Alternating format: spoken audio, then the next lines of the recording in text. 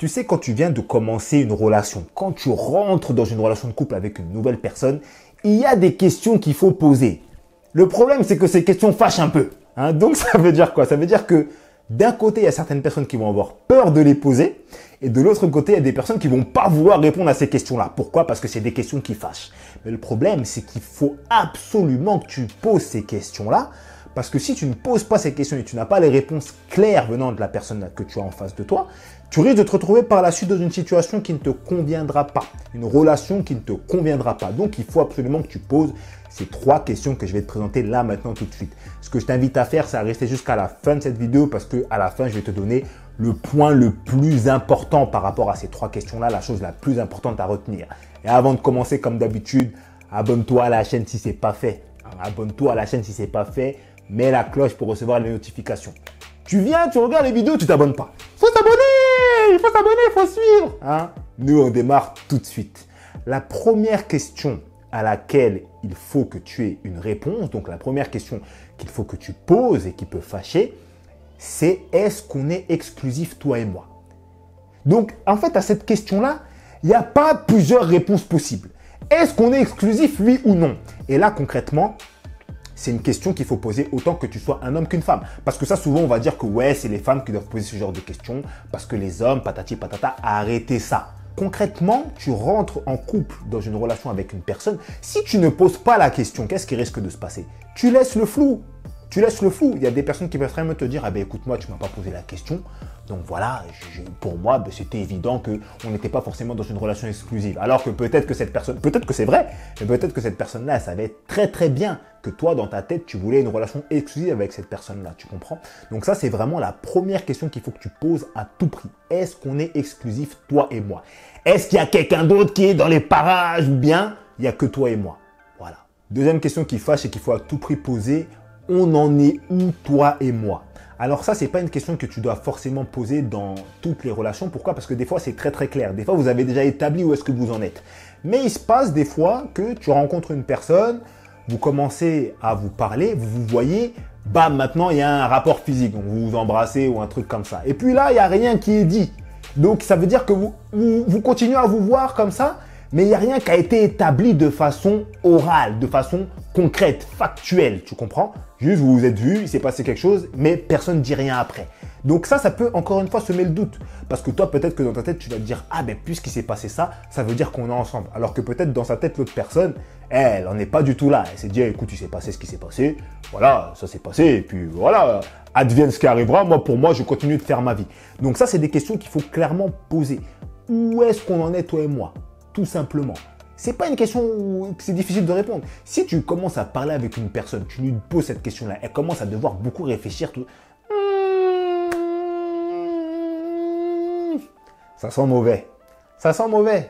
Avant de te donner la troisième et dernière question qui fâche et qu'il faut à tout prix poser, ce que je t'invite à faire, c'est à t'abonner à ma liste email qui reçoit mon contenu exclusif directement dans sa boîte mail. Conseils de coaching, des astuces, des tips, toutes les choses qui te permettront d'améliorer tes relations. Premier lien en description et le deuxième lien en description pour ceux qui veulent aller plus loin avec moi, c'est mon agenda de coaching. Il y a toutes mes disponibilités pour les personnes qui veulent améliorer leur relation, qui veulent booster leur charisme dans leur relation, qui veulent faire des rencontres, qui veulent améliorer leur communication, tout ce qui concerne votre relation amoureuse, sortir de la dépendance affective, etc., etc. Ça se passe dans le deuxième lien en description pour avoir droit à un coaching avec moi, soit de 1 heure ou soit de 1 mois ou plus. Ça dépend de vos envies et de vos besoins. La troisième question qui fâche et qu'il faut poser, c'est quelle est la situation avec ton ex? Ça, il ne faut même pas hésiter à poser cette question-là. Il y a des gens, ils commencent à se mettre en couple avec vous, mais ils ont encore un gros lien avec leur ex. Ou ils parlent encore avec leur ex, ou bien l'ex est encore dans les parages. Ça veut dire que l'ex ne veut pas vraiment lâcher l'affaire. Ça, c'est pas un truc que les gens vont dire d'eux-mêmes. Ça veut dire que si tu ne dis rien, c'est très très rare qu'une personne va venir et te dire « tu sais, moi avec mon ex, c'est un peu compliqué, on a encore un peu d'attache, etc., malgré tout ce qu'on a vécu. » Non! Très souvent, les gens vont se dire quoi? Les gens vont se dire « Bon, écoute, mon ex est là, mais moi, je vais essayer de me concentrer au maximum sur la relation que j'ai en face de moi, avec toi justement qui regarde cette vidéo. Et puis voilà. Sauf que des fois, qu'est-ce qui se passe? Peut-être que tu l'as déjà vécu. Il y a des gens qui peuvent te quitter pour retourner avec leur ex. Et ça, c'est des choses qui peuvent arriver. Pour éviter que ça arrive à tout prix, il faut à tout prix que tu poses cette question-là. Ça fait beaucoup d'à tout prix dans la même phrase quand même, mais bon, c'est pas grave. Pour éviter que ça arrive, il faut à tout prix que tu poses la question. Où est-ce que ça en est avec ton ex? Quelle est la situation avec ton ex?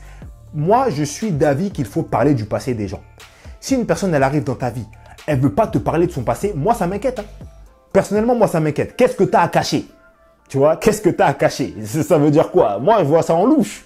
Surtout que là, tu lui demandes juste une question sur son ex, donc sur la dernière personne qu'elle a côtoyée. C'est pas comme si tu lui demandais de raconter toute sa vie, son passif avec tous ses ex ou toutes les relations qu'elle a eues, etc., etc. Donc ça, vraiment, pour moi, c'est les 3 questions les plus importantes à poser et qui peuvent fâcher. Maintenant, la chose la plus importante à retenir, c'est quoi? Beaucoup de personnes ne posent pas ces questions parce qu'elles savent que ça peut fâcher et par la peur de la réaction de la personne en question. Mais il faut bien retenir une chose. C'est que si quelqu'un a du mal ou est dérangé par le fait que vous posez ces questions-là, ça veut dire que c'est cette personne qui a un problème, c'est pas vous. On peut considérer que toi, tu es une personne qui pose beaucoup de questions et ça saoule. On peut se dire, ah ouais, c'est bon, qu'est-ce qu'il a à poser toutes ces questions? Ou qu'est-ce qu'elle a à poser toutes ces questions? Ça saoule. Ok, ça c'est quelque chose. Mais une personne qui ne veut pas répondre aux questions, pourquoi tu ne veux pas répondre à la question? Et c'est quoi le problème? Il y a quelque chose à cacher, il y a un problème. C'est une question comme une autre. Tu comprends? Donc, il ne faut absolument pas se sentir mal de poser des questions ou se dire « ouais, mais je ne devrais pas la poser parce que ceci, en ce moment, ça se passe bien. » Donc, en fait, il n'y a pas à avoir ce genre de pensée. Tu poses la question, pas non plus le plus tôt possible parce qu'il ne faut pas non plus que tu poses ce genre de questions au bout d'1 jour ou 2 jours de communication avec cette personne-là. Mais quand vous commencez à être en couple dans les premiers jours, peut-être les premières semaines, 2, 3 semaines, même 3 semaines c'est déjà trop, 2 semaines max, pose les questions. Si la personne te répond bizarrement, pose-toi les bonnes questions après de ton côté. Je dis souvent de se poser les bonnes questions, mais comme je te le dis souvent, c'est pas moi qui vais te dire ce que tu dois faire. Moi, ce que je voudrais que tu fasses, c'est que tu me dises dans les commentaires quelles sont les autres questions qui dérangent et qui peuvent fâcher et qu'il faut poser selon toi.